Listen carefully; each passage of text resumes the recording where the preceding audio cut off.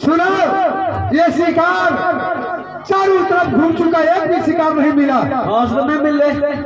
अपने अपने धनुष चढ़ाओ और वार करो। ये बाबा है या कोई हरना है? ठीक है वाली।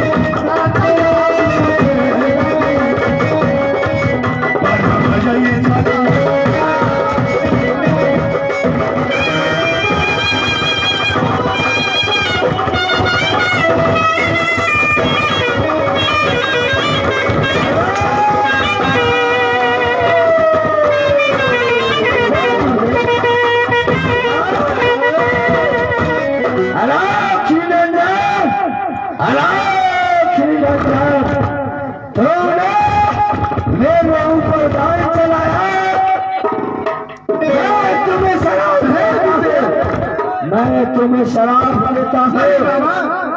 हमसे बहुत भारी भूल हो गया।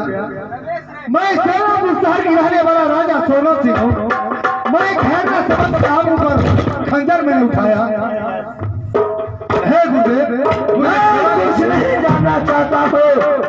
तो मेरे पर खंजर चलाए हो तो मैं इसका परिणाम तुम्हें मिलेगा। हे गुरुदेव, मैं आपके ऊपर खंजर नहीं चलाया।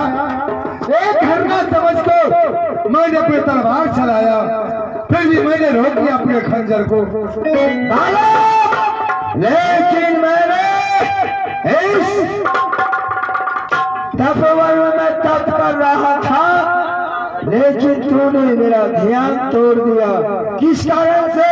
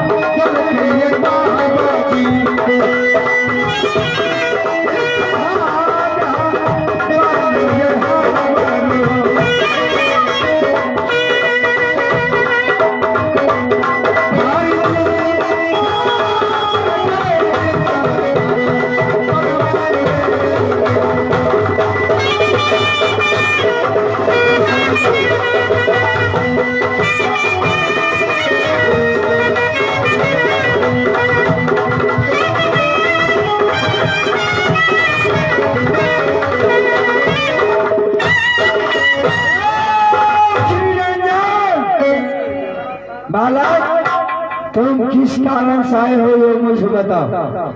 हे गुरुदेव, लक्ष्मण जी आप जहाँ कहते होंगे स्टेज के पास। कौन सी राज सोनापुर शहर है। सोनापुर शहर की रहने वाला मैं राजा सोनत सिंह हूँ। अच्छा। मैंने 6 शादी किया, एक भी पुत्र नहीं। 7वां शादी किया, फिर भी एक भी पुत्र नहीं। 14 कोस की राज में देश देश के मुनि महात्मा लोग आते हैं और सुनते हैं कि राजा सोनत सिंह ने पुत्र है, तो मेरा राज में पानी तक नहीं पीता है। ये तो सही बात है बाला, तुमने 7वां शादी किया है, तुम बाबा के पास आए हो तो अवश्य पुत्र होगा। लेकिन बाला तुम्हें पुत्र होगा इसी शर्त पे